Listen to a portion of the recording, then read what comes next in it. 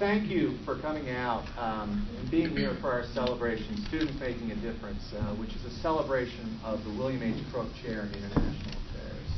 As you know, the William Crook Chair is dedicated to promoting global economic development, fighting poverty, and every year awards students grants to allow them to pursue noble work of wonderful organizations in some of the neediest parts of the world. To be honest, this is perhaps the best and most important day on the Strauss Center calendar, one of which we feel the happiest about and one of which we're most proud. It's for three reasons.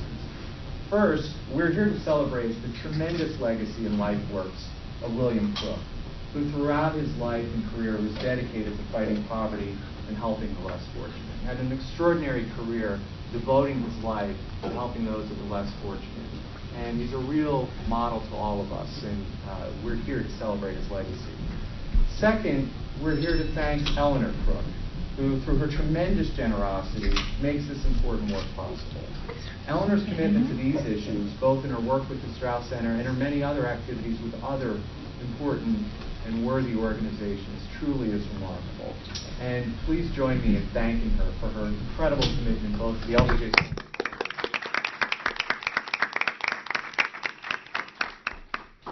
Finally, we're here to learn about, to find out from our students about their incredible experiences around the world. I never cease to be amazed by the energy, innovation, and dedication that our Crook Fellows demonstrate, and I'm sure after hearing their presentations, you'll agree. I was just looking over the slides and the pictures. It's just truly remarkable what you've done with your fellowships. The format is as follows. Each student will present for 5 minutes, and at the end of the presentation, we're going to open it up for questions and answers. And to save time, I'm going to introduce the fellows and their presentations right now, and then we'll turn it over to them. First up will be Bonnie Doty, who works with A Glimmer of Hope. Glimmer of Hope is a non-profit foundation dedicated to poverty alleviation and social enterprise development in Ethiopia. It's an organization that Eleanor knows very well. They do remarkable work. She was doing researching work and reporting standards, and she'll go first. Amanda Dillon, who also worked with a Glimmer of Hope, will go second. Bonnie was working on microfinance projects in Ethiopia, and Amanda was doing the reporting standards work. Following that, we'll hear from Sarah Williams, who worked with the Uganda Village Project, conducting assessments to address each community's healthcare needs, including HIV/AIDS, malaria prevention, health education, and safe water. We will then hear from Jenna Colonnane, who conducted field research in conjunction with Makerere University and community colleges in Uganda. We'll then hear from Maria Garcia, who worked with CHF International on a program to fight AIDS, tuberculosis, and malaria in Honduras. And finally, we'll hear from Emily Joyner, who worked with the International Accountability Project in Peru, conducting a case study of an international finance corporation-funded development project.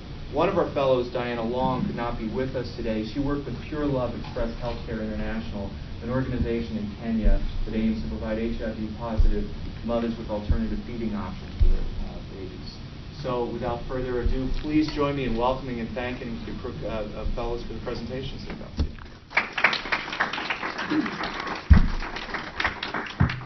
Good afternoon. I'm Bonnie Doty. First and foremost, on behalf of the fellowship recipients, we would like to thank Mrs. Crook for continuing to support the work of LBJ students abroad. I spent the summer working with the Glimmer of Hope, as Dr. Gavin described. Glimmer of Hope does development work exclusively in Ethiopia. I focused on the microfinance projects primarily because there's sort of a limited scope of limited academic settings in which to study microfinance. So I partnered with A Glimmer of Hope to travel to Ethiopia and examine their projects, monitor and track those projects, as well as sort of develop an outlook and a plan for their projects in the future. Microfinance in Ethiopia is blooming, and for obvious reasons, Ethiopia is a perfect laboratory to test microfinance projects. It has a very low, it's very low on the Human Development Index, and you'll see up on the slide Average annual income is $160. Actual official estimates state about $700 to $800 per year. But in the rural areas where the microfinance projects through Glimmer of Hope work, it's around $160 a year. Microfinance in Ethiopia, just to give you a broad overview, the average loan for someone in Ethiopia is about $146. Seems like a very small amount, but it's about equal to what someone in the rural areas makes per year. Interest rates to us seem very high. They're about 12 to 18% per year, but they're actually very low. Traditionally, people in Ethiopia access credit through informal loan sharks, as we would call them, that can charge them up to 300% interest per year. And they also utilize friends and family for credit. Loan terms are usually 10 to 24 months, very short, depending on the activity that's financed. Small entrepreneurs will have repayment schedules of monthly payments for about 12 to 24 months, and agricultural loans are repaid on a bullet system, which at the end of the harvest they repay their loan. If you can go back just one second, sorry. Something that's unique to that I found in Ethiopia is that the Ethiopian microfinance institutions require borrowers to participate in savings. That way they're generating the culture of saving and planning for future shocks, economic shocks that are very endemic to Ethiopia. And finally, the loans through the partner organizations with the Glimmer are used primarily for agricultural technology investments, meaning someone will buy a water pump in order to use for irrigation for their crops. 50% of the GDP in Ethiopia is from rain-fed agriculture. 80% of the people employed in Ethiopia are employed by rain-fed agriculture. And so I'm sure everyone here is familiar with the persistent droughts in Ethiopia. And so access to improved technology for agriculture, such as irrigation systems, oxen to plowing the broader spectrum of fields, and improved seed varieties can really help to maintain food security and income for these people. My role, basically, with the Glimmer of Hope and in Ethiopia, was to monitor and track the programs. The microfinance programs with A Glimmer of Hope are only about 3 years old. It's sort of a new venture for the foundation. And my role was to enter the organization and kind of see where they're at, take a snapshot, and to evaluate what has been done over the last 3 years, where they're going in the next 5 to 10 years, and how it should be structured. While I was in Ethiopia, I also collected data and did a lot of interviews with beneficiaries, talked to the leadership of the microfinance institutions and other partner organizations on what's going on. How are these people being impacted? What's the difference in their income? Are they able to send their children to school as a result of income-generating projects through microfinance? So I did a lot of interviewing, a lot of witnessing what's going on there. I did some other administrative issues, such as developing grant agreements with the partner institutions as well. Okay. And very quickly, the takeaways, what did I learn from my experience in Ethiopia and with A Glimmer of Hope? Microfinance is making a big impact. On the surface, it's making a big impact for Ethiopians. One woman that we visited was able to triple her income within 1 year, or rather, triple her household net worth in 1 year. She was able to send her child to high school, which was new for their family. She was able to consume meat products. And in general, these people are able to smooth their consumption throughout the year instead of experiencing food deficits in a 6-month or 3-month period during drought. So they're able to plan for the future and able to save. We do some of the drawbacks to this is we worry about people overextending themselves.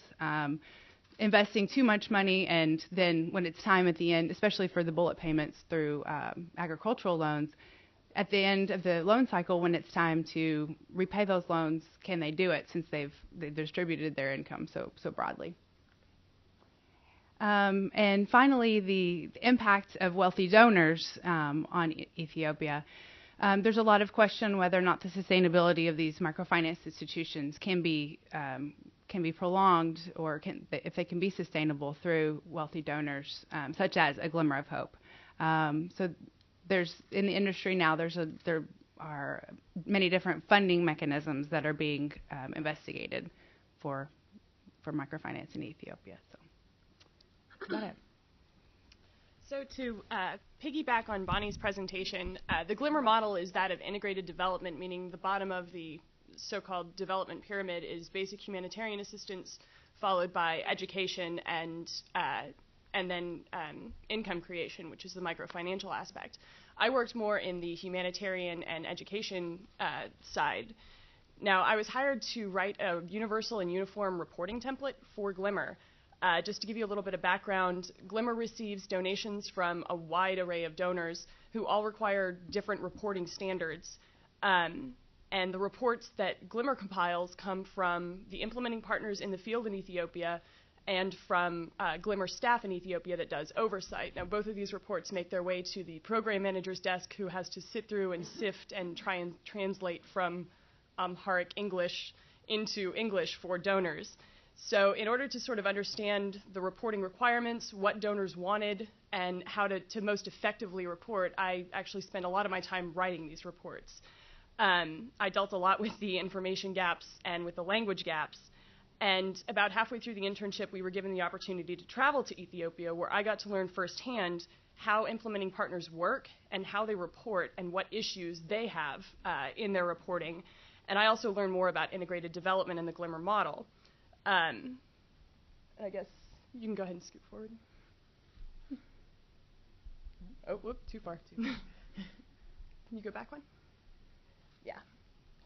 So while we were there, we met mostly with Amharic development organizations because we were in the northern region of Amhara.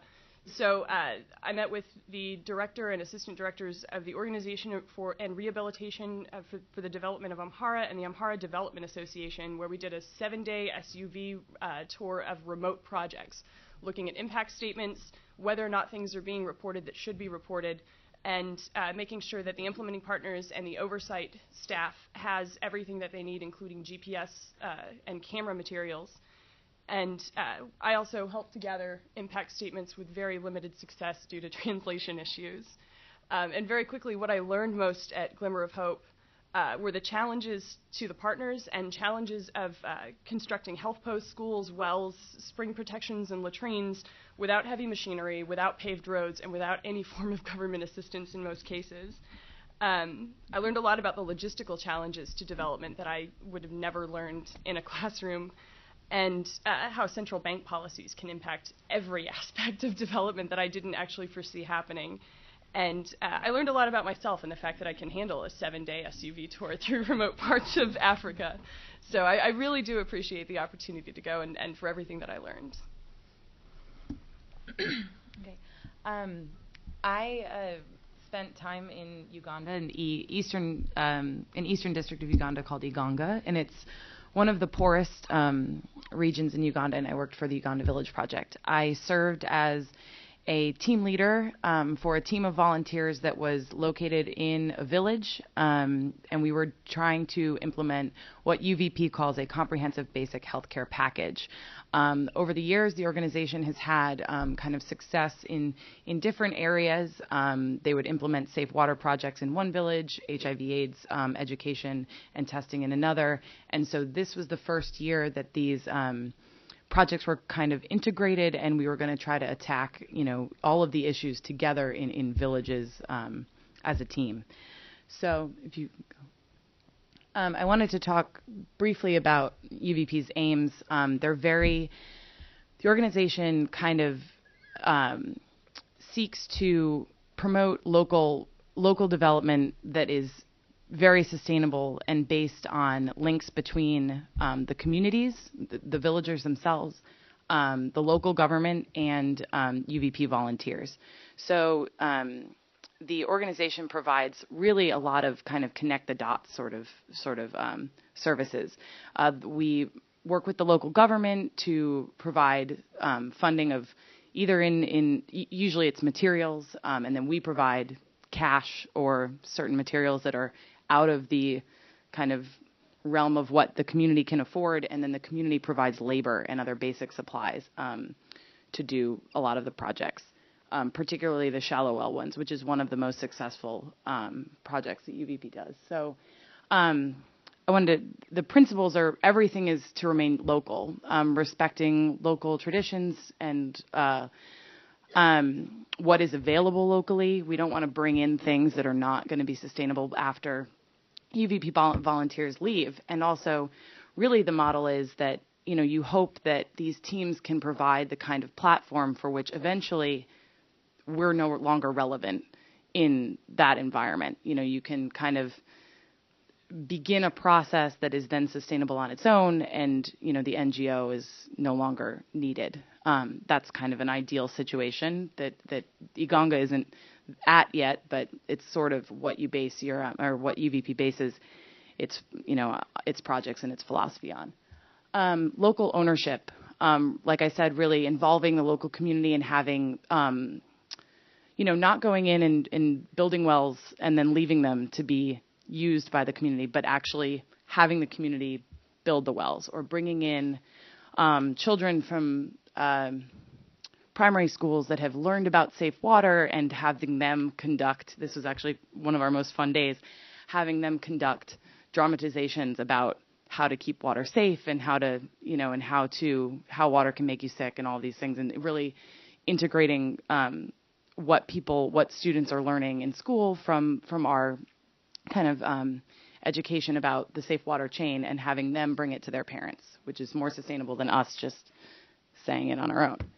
And then there is, even though a lot of the projects are implemented by summer staff, there is year-long monitoring and evaluation that goes on. So I actually get emails maybe every other week from the people that are still there telling me what's going on in my village, which is really great. So you go on forward.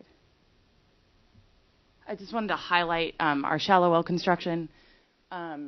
It's 2 weeks of construction, which is not a lot of time, obviously. And 100 families are served, and we only build wells in places where the majority of the people in the village have to travel 1 kilometer or more to get safe water or clean water. And so this was our well, but you can get one more. I just wanted to highlight the shallow well construction and then our HIV/AIDS awareness and testing, because these were 2 of the projects that I was really invested in. We had a 2-pronged approach to the HIV/AIDS issue in our village, which was actually a huge problem. They had a very high prevalence, and so we brought in, on the picture on the right is this local drama group that came in and did what ended up being a 4-hour-long kind of sing and dance explanation. There were like 3 different skits, like 5 or 6 different songs about what AIDS is, how you contract HIV, how people live with it, about how you get treatment and all of these things. And it was really a very culturally appropriate way to educate villagers and this community about this disease. And then so the following week we brought in another local organization, St. Mary's, to do a testing. And we tested 100 villagers, which is a lot because our village was very small. And they actually had planned and set a date to bring that organization back 3 months later. So we felt, not only are we bringing these services to the village that we were living in and working in, we were also empowering and paying for some of, for these local organizations that do this work absent us, but, you can kind of support their own activities and hope that multiplies and they're able to serve more people in other communities as well. So I think I've got one more. So some really great things that the Crook Fellowship allowed me to do is see firsthand how this type of organization works on the ground, there's a lot of positives, some negative, but really gave me a perspective on how this kind of activity works in practice rather than just kind of reading and talking about it. And then experience working with government officials. We did go into the local government offices and talk to people and see what they had and what they didn't have and what they were interested in. And that was very interesting to experience. And as a team leader, I got to have management experience. I got to manage a team of volunteers in a very, very interesting environment. And so that was really an excellent experience for me as well. So. I was also working in Uganda this summer. I was conducting a research project related to community colleges. I joined forces with a professor from Makerere University who I actually met at a conference using professional development funds from LBJ. So it linking then to the Crook Fellowship was sort of the LBJ dream team of experiences. So I was in Uganda, as I said, in Kampala, the capital city, and we were looking at community colleges because this is an emerging form of higher education. The traditional sort of European model of elite four-year universities are established, but leave a lot of students out because of academic preparation and lack thereof for many students, financial barriers, and also what you'll see are a lot of programs that aren't necessarily driven by the market, and there are gaps in terms of workforce preparation. Currently, Uganda imports labor for basic infrastructure development, like road building and plumbing, and also for their growing tourism industry. So community colleges have developed as an alternative model to try and address some of those gaps in the economy. So I'm going to go to the next slide. So we approached this research project by conducting interviews at the Ministry of Education, and we also did site visits to a number of these community colleges, known locally as community polytechnics.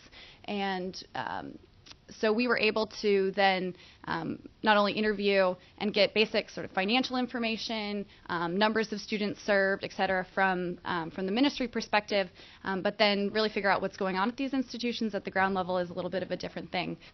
So if you want to go to the next slide. What we found out is that these institutions are really providing access to students who otherwise would have no other academic offerings. So some students are coming straight out of primary school, so they've finished basically grade 7 and then weren't able to afford secondary school of any kind, and so they've been maybe in the workforce a little bit. Older adults that have come back, and so the Ministry of Education largely supports these institutions and provides funding for students who performed at an academically proficient level, but many students who are attending these institutions didn't meet that basic level. So most students are paying for themselves. So from the ministry's perspective, there are things going on that they weren't really aware of, or they don't know a lot about. So they don't know how much students are actually spending to go to these institutions, and they don't know frequently, unless they're government-sponsored students, the ministry doesn't know how many of these other self-pay students are even out there. So the ministry was telling us that these institutions are not well attended, low enrollments. But when we got there, they're way over capacity, and they're actually serving many students in the community. So it was really exciting to see what was happening on the ground. We also did some surveys and focus groups with the students themselves.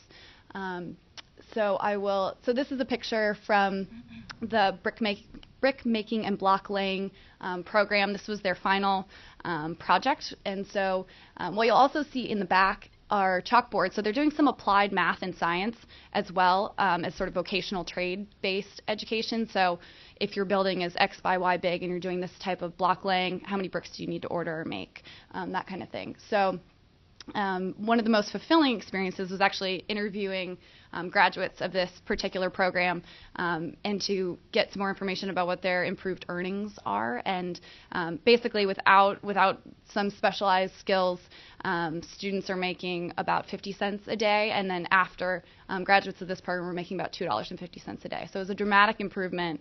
And so we used all of this information to then do a cost-benefit analysis study to look at obviously the improved benefits to student lives after they've gone in. because this particular type of education is seen as very expensive from the ministry's perspective, because you have to pay for tools and equipment and that kind of thing, and it's much more expensive than hiring one teacher in a room of 200 students with basically some desks. So it was an important finding, and we're actually going to be publishing a study coming out of this. There are a group of international and comparative education researchers who are looking at community colleges as this growing and emerging model in lots of developing countries. And so the question is, how are they financed? And so we'll be writing a case study for that particular book. So it's an extremely wonderful opportunity to continue on this experience and be able to share those outcomes with other people. But beyond that, personally, it was a fabulous experience, and seeing the world through new eyes is something that I've taken. And also, how to go about conducting research in a developing country is a little bit tricky. There were some doors that opened when we got there and some that did not. And the idea of we got a letter with a signed stamp from the Ministry of Education. It basically took us everywhere. And so just the systems that were in place was quite the learning curve to go through all of that. But it was wonderful. So. Okay, so I went to Honduras during the summer. I worked for CHF International. The purpose of my trip was to write a report about the first year of implementation. It was a national program to reduce the HIV prevalence in the country. So first, it was very difficult to be there because when I was there, the coup happened, and I was actually thinking about coming back to the U.S. because it was very difficult to get things done, and I was kind of afraid about my own personal situation. But I decided that working in the developing world is difficult, so I decided to stay there and to keep working. When I started doing my report, I thought that I was going to work in a program that was from a local NGO, not from a local NGO, but it was like a small program. And starting doing it, I realized that it was a $47 million program, and it was national. So I realized that it was a big thing that I needed to do. So if you want, there are not a lot of resources for HIV/AIDS in Latin America, and there are not a lot of studies. But because they are like Honduras is a lower, according to the World Bank, is a lower middle income country, so there are a lot of poverty. 50% of the people are poor there. So it has a big impact. And in Honduras, in 2000, 10% of the deaths in 2000 were related to HIV, 10% of the general AIDS. So now it seems that it is decreasing a lot, but there are historic causes that seem that relate Honduras with high incidence of HIV. So it's concentrated, it's not general like in Africa, it's not all the population has HIV, but it is concentrated in some populations like gay populations, male who have sex with male, and sex workers and prisoners. So the programs are focused on those populations. So in order to write a report, I conducted 80 interviews, 80 semi-structured interviews, and I attended to. Okay, so that is as result of my work. I published this book. This book has all the prevention strategies and care and treatment that they are providing nationally. So what they wanted to do is they had the quantitative indicators, but they wanted to show qualitatively the results of the work that they were doing. So what I did was I interviewed about 80 people. I interviewed people with HIV. I interviewed sex workers. I attended to workshops in the biggest national prison, and so I could write 12 case studies about the different strategies that they have according to the populations, to these vulnerable populations that they are targeting. At the end, I concluded that HIV is not the cause of their problems. Is like a consequence of all the problems that they have, and it was not like sex workers had the same problems that people in the prison, the same that just people with HIV, and also just housewives were facing the same problems. So HIV is related to economic and socioeconomic conditions, but also to gender inequality, and that is true for all the cases. So it was very important for me to meet all these people and to really get into the field to share with them. And the last story is about this kid has HIV, and she got HIV from her mom, and the doctors didn't tell her that she had HIV when she was pregnant. So she breastfed her kid, and now both has HIV, and they are very poor. So they get treatment for free, but because of all the political situation that is going on in Honduras, sometimes they cannot get to the hospital, or the hospitals are closed, and the illness remained. And so it's like the life that they are living every day, and political situation really increased their problems and exacerbate the problems a lot. And the last is just it were some people that are interviewed. She's a female sex worker, and he's a person living with HIV. Thanks. And I want to thank you for the opportunity of doing this great job. I think I'm going to wrap this up for us. My name is Emily Joyner, and I worked this summer with International Accountability Project, which is actually an American NGO that's based in the San Francisco area, and that was founded to work on issues related to displacement caused by development projects. The organization came about due to some experiences of the founder actually in India with several of the dam projects that occurred in the late 80s and early 90s.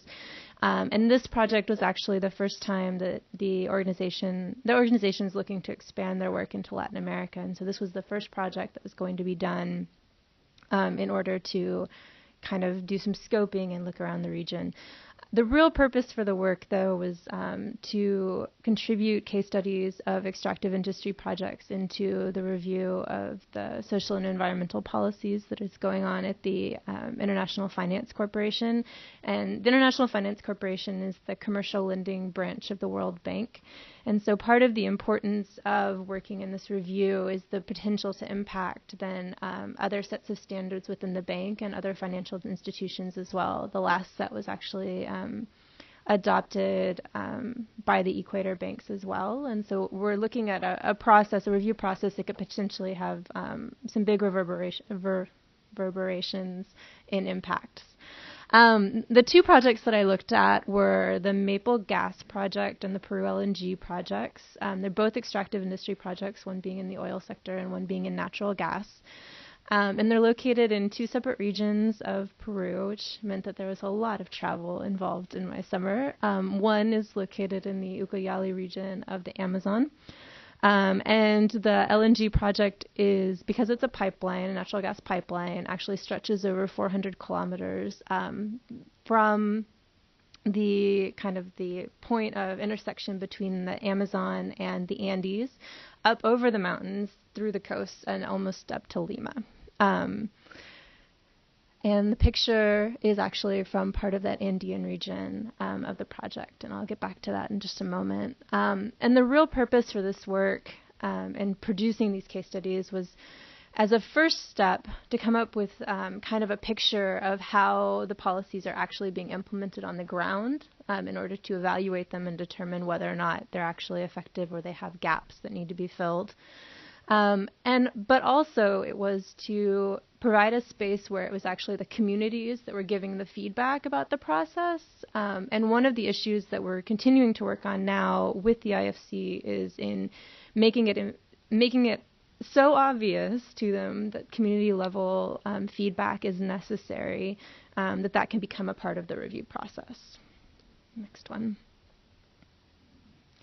So the first project is the Maple Gas Project, and this is actually it's a region of the Amazon where there has been oil extraction and transport since the 1950s. Began with Shell Oil, later became a Peruvian national oil company, and is now in the hands of Maple Gas.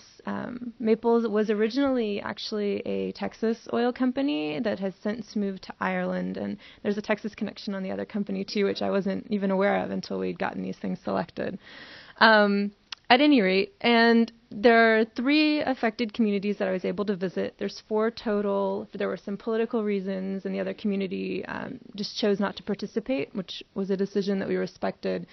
All of the communities are of the Shipibo indigenous group, which meant that all of my work there involved working through translators and dealing with all of the different cultural issues that came up with working with that group, which is all of those types of considerations are different than what you find either in the Andes or along the coast.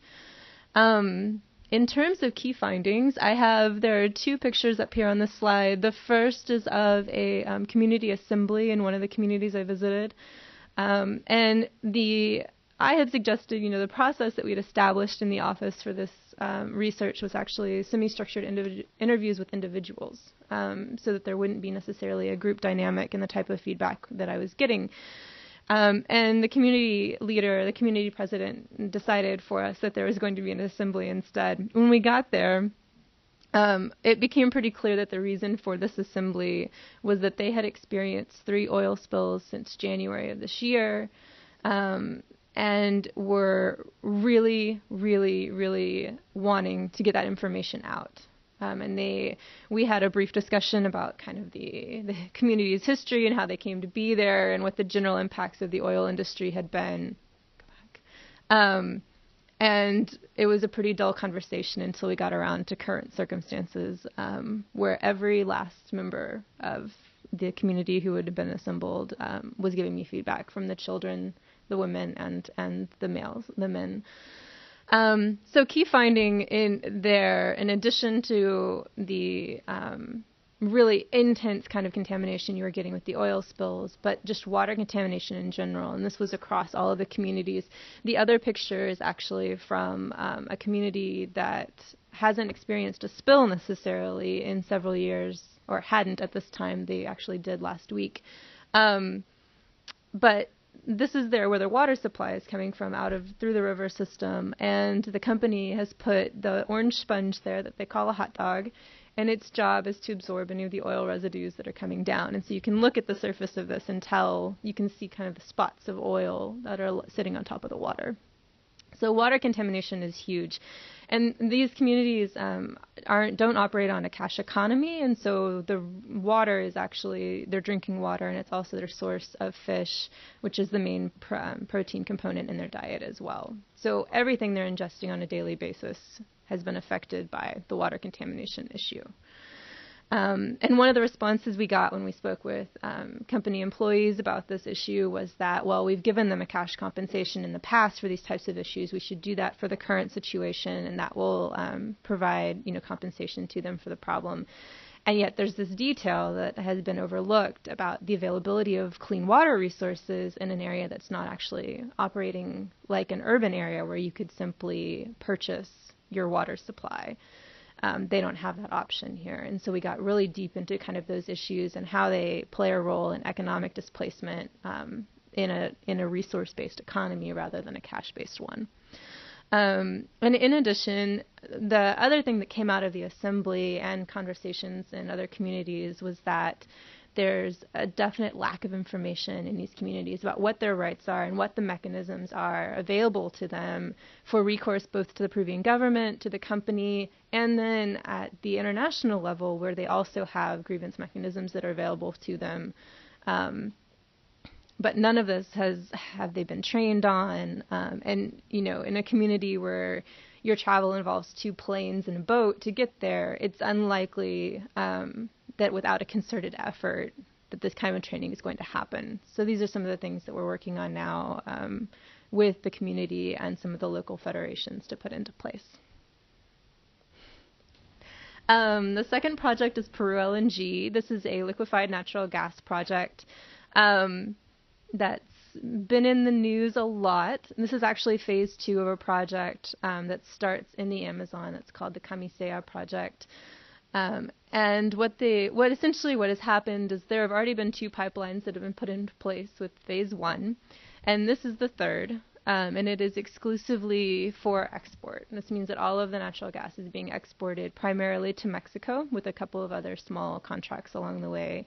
And the company that's running the consortium that's working on this project is Hunt Oil, which is a Dallas-based oil company. The key findings here had mostly to do with the right-of-way payments. This project is still under construction. They should be wrapping that up in the next month or so. And so we don't really know yet what the impact is going to be, or if there's going to be, we can keep our fingers crossed that if there's going to be an impact on these communities once the pipeline's functional. What we do know is that up until now, the families have been compensated for the amount of land that the pipeline's crossing through. But there have been some serious impacts, and these are mostly small farmers that I was speaking with. There have been some serious impacts with a farmer who has a pipeline running down the middle of his tract. He's paid for that portion of it, but he's not paid for the portion that is used for transportation to get the machinery in there, or the dust that comes up and then, is actually suffocating the crops as well. And so what they've ended up losing is they've been compensated for the equivalent of 1 harvest on that section of land that's now been built on. However, they didn't harvest for 3 harvests rather than 1. And so you've got some of these issues and issues about how these grievances are going to be resolved on the ground.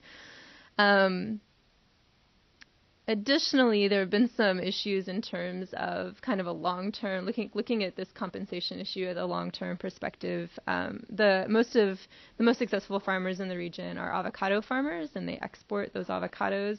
And that form of agriculture has actually been outlawed at this point. And so these farmers are kind of looking into, well, what do I do now? And this is a question that's still been unanswered.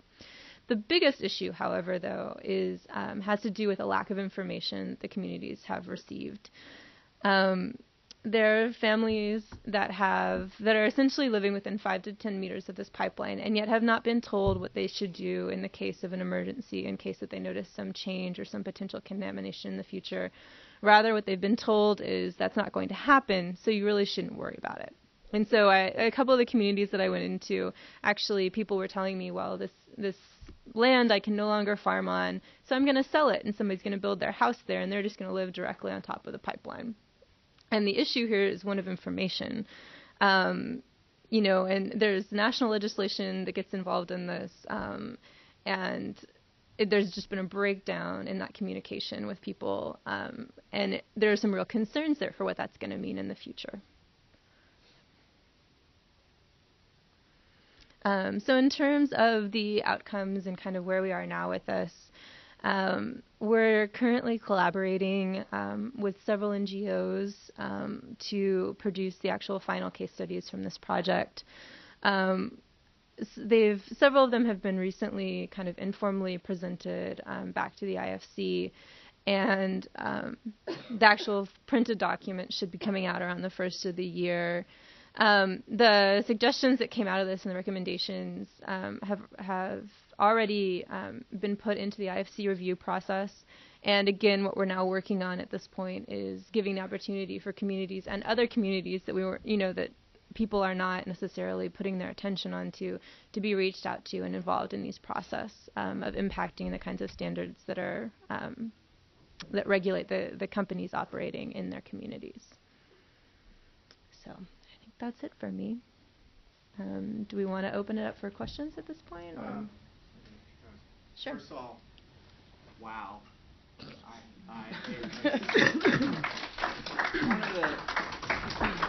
One of the best experiences any professor can have is when he feels pride in what the students in his institution accomplish. And the work that you did and that you're doing is just absolutely remarkable. I mean, it's striking not just for how good it is and how benevolent it is, but the amount of assessment and how you're bringing your education to bear. You're looking at what works and what doesn't work. It truly is remarkable. So thank you and great job. I would like to open it up for some questions. Get you in a second. I have a question that I want to ask. It's a broad question. I'm going to use my privilege here as chair to ask this. You're all policy school students, and as we know, with a new administration, there's been a lot of discussion about rethinking how the U.S. as a government does aid and how it thinks about assessing aid and giving out aid. There's also been a lot of talk about how these remarkable institutions and organizations are doing it so much better than public sector and traditional ones. If you could give one or two policy lessons that you learned from your experience, something, if you got a chance to talk to President Obama and say, this is what you should do with USAID, this is what you should do with coordination with these groups, what would those one or two lessons be, or what would those one or two recommendations be? Can I start? Whereas that would be thrilling to sit in a room with him, and I'm sure I couldn't get it out in one sentence. The biggest takeaway for me, and I think, I don't want to speak for everyone, but it's just there are organizations that exist in these countries that are doing this kind of work, and there are local organizations that literally just don't have the money to operate, and that's why that is there were negative aspects of the way that the organization I worked for ran. I'm not going to say that it was perfect, of course, but one thing that I really felt like they got right was we really, I was empowered to do this on my own, and everyone was, but we just wanted to give money to the organizations that already existed, that had identified a need in their own community and had figured out a culturally appropriate way to address it, and just didn't have the advocacy space to, not only did they not have the advocacy space, but the Ugandan government didn't have the money to give,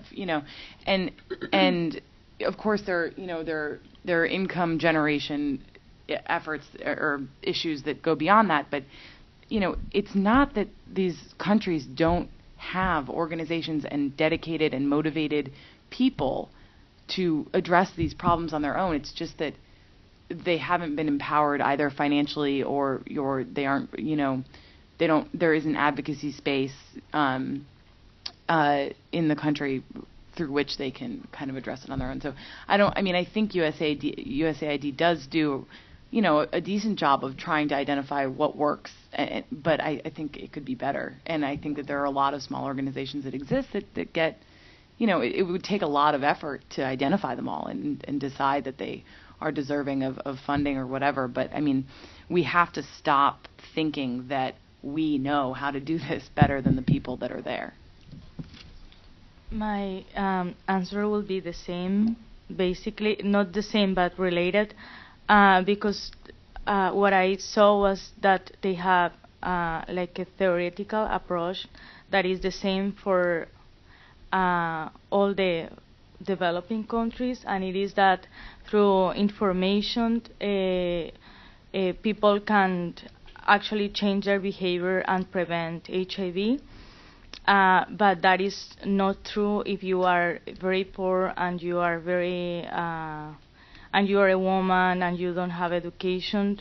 So the question will be to get to know the communities better, and for sure they will know the answers better than the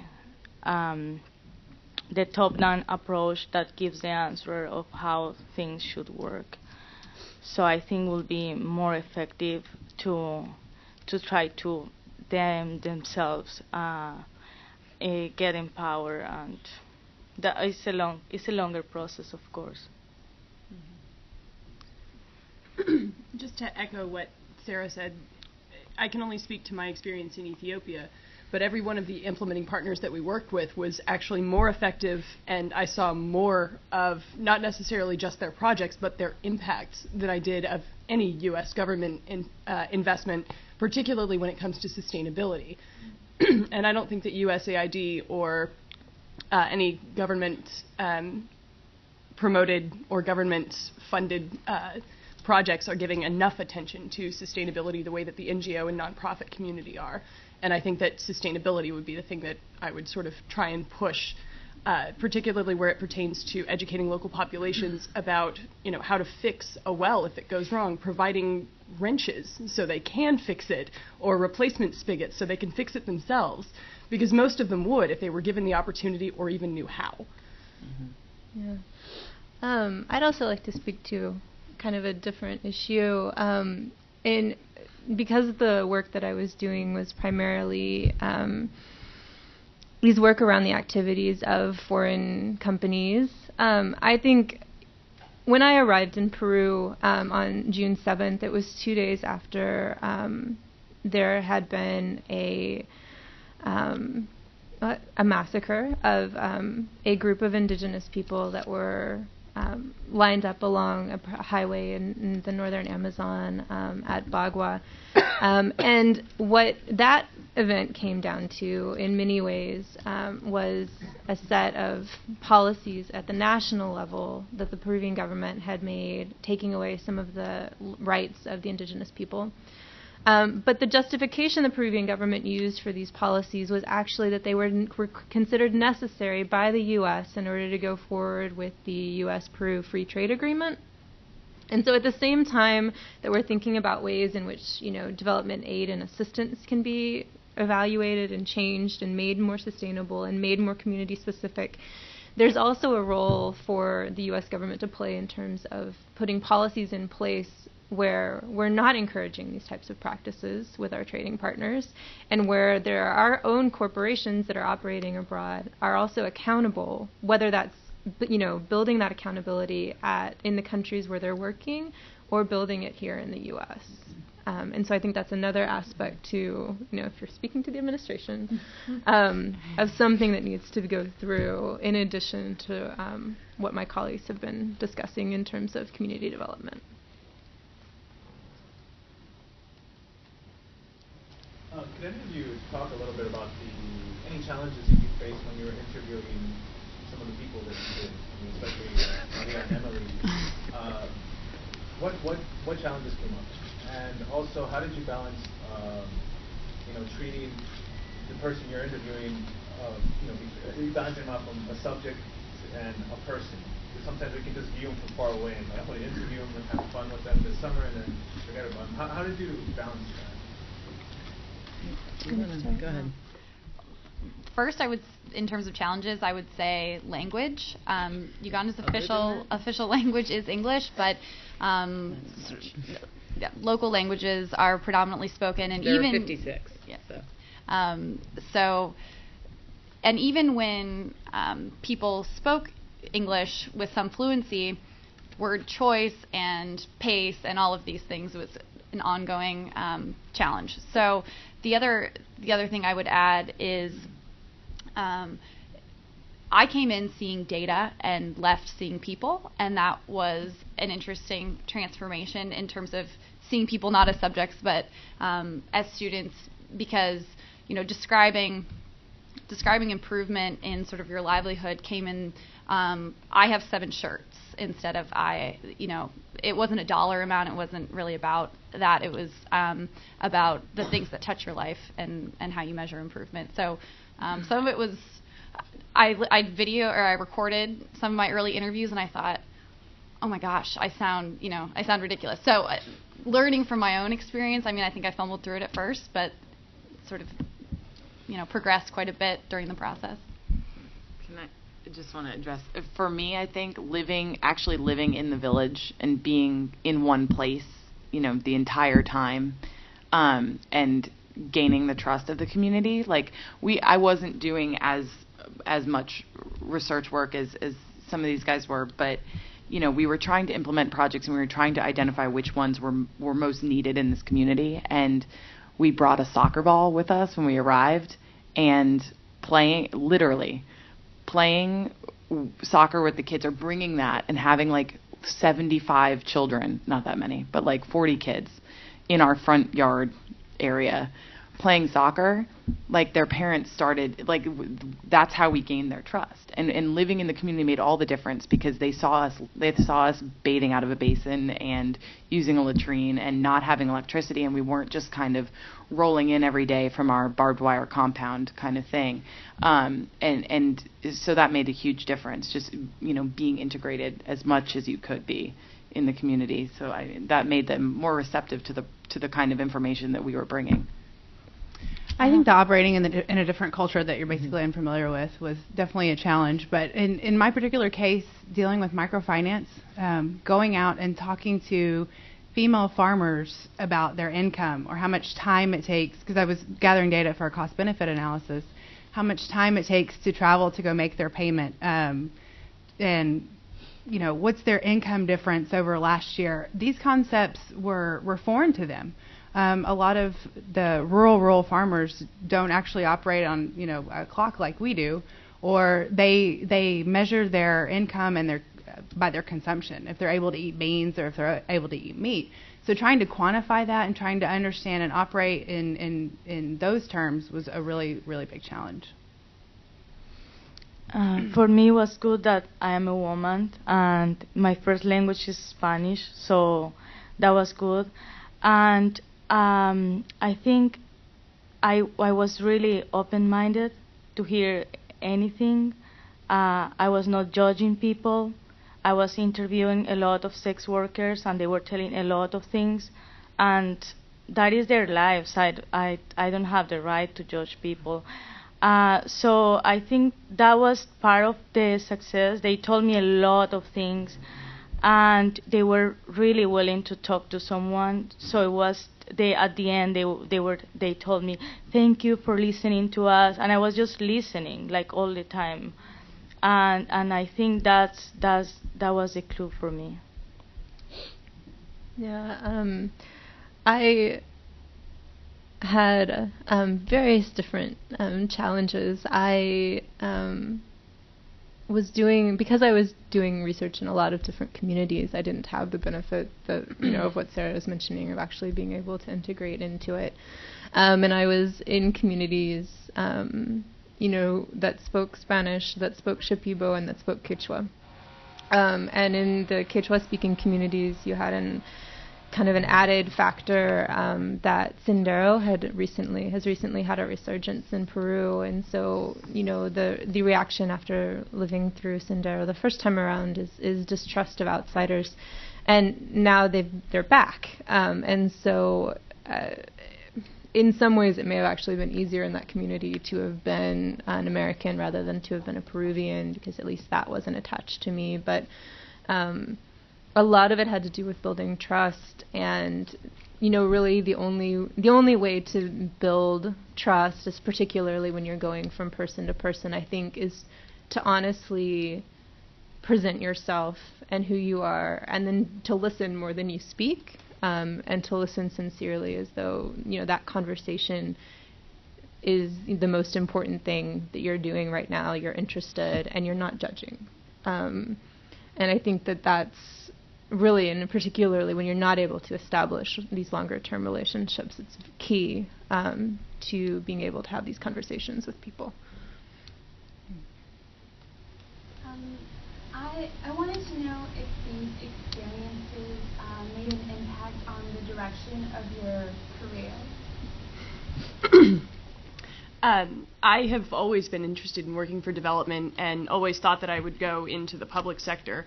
But after, being able to go with Glimmer and actually physically see what kind of an impact that Glimmer projects have made, what kind of an impact clean water at a school has, and knowing that, for working in the public sector is generally considered sort of an ivory tower development. I actually don't want to work for the public sector at all anymore. So the flexibility and the rewards of working in the nonprofit really sort of captured my attention.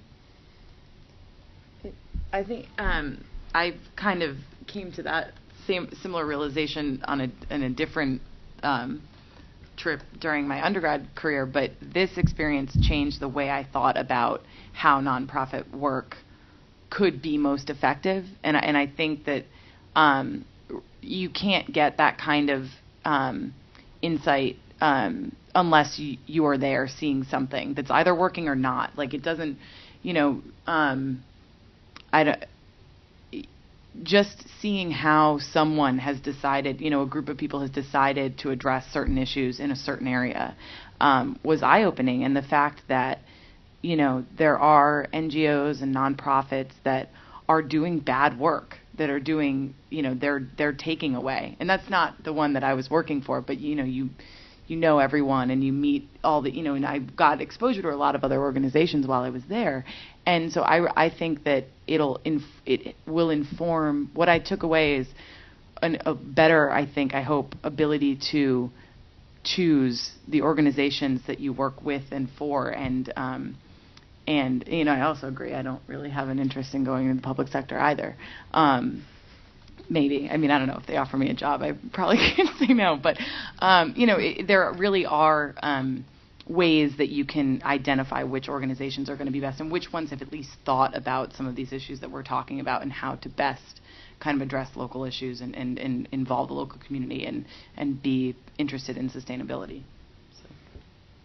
For me, it was more of a region of the world issue. I previously worked in South America doing development work, and I always felt like Africa got all the money, where's the attention for Latin America?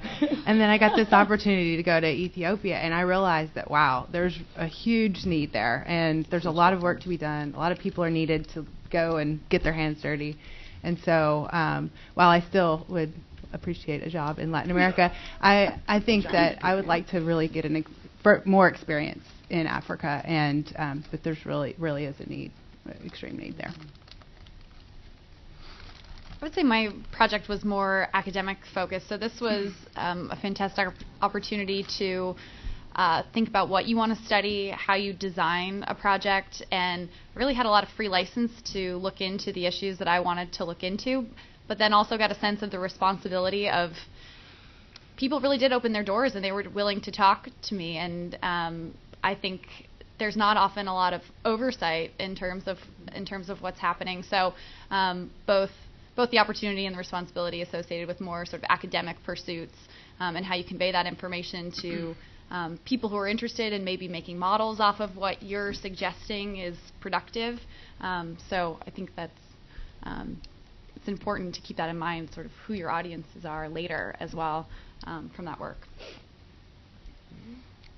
I'm actually still working with programs in Honduras because I decided to write my professional report about this. So I'm helping them to evaluate prevention programs among female sex workers in Honduras. So I'm still working with them and working with other organizations, and it seems that they need so much help addressing the programs and getting more impact out of the programs. So I think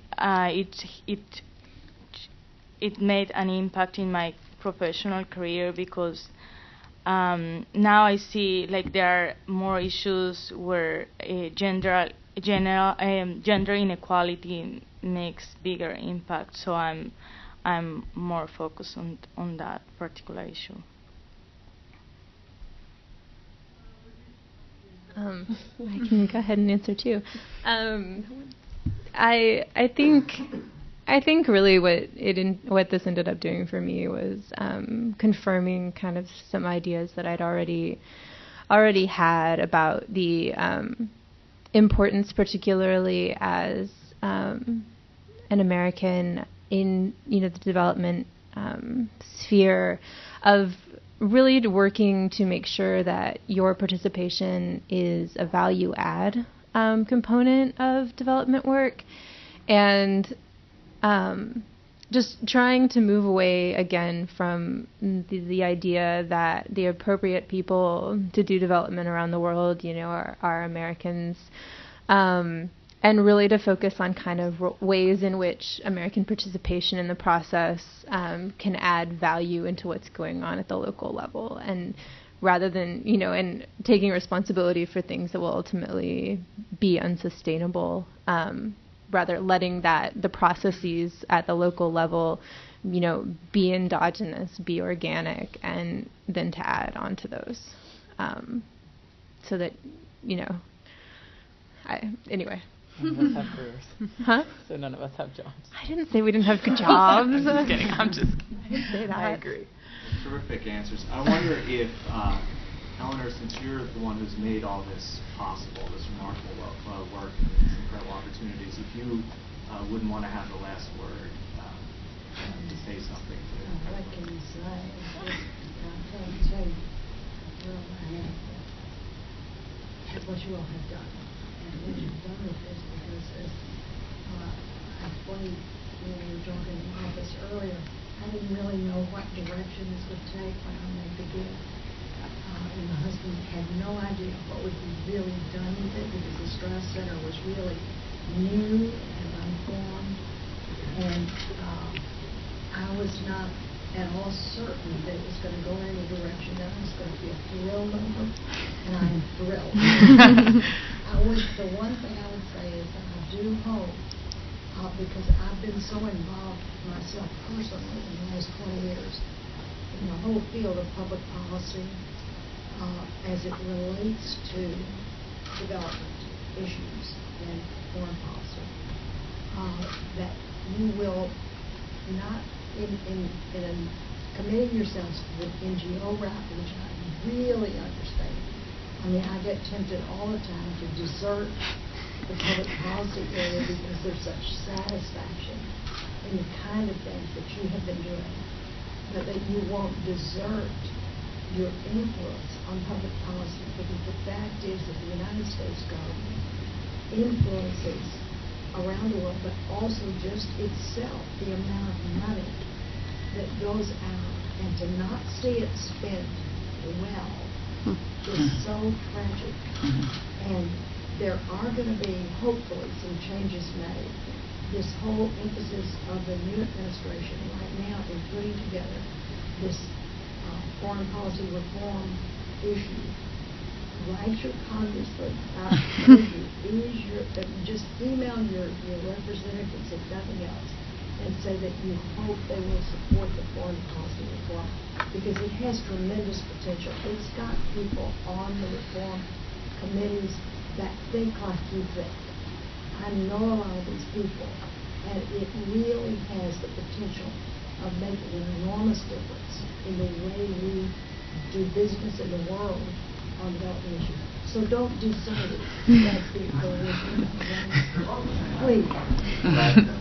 That's a tremendous word to end on. Please, if everyone would join me in thanking both the Crook Fellows for their remarkable work and to Eleanor Crook for her.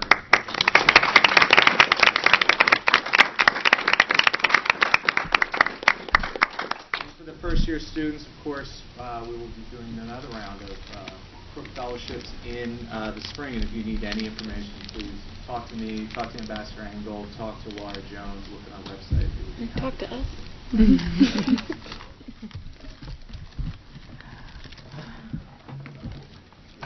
Joining us for lunch.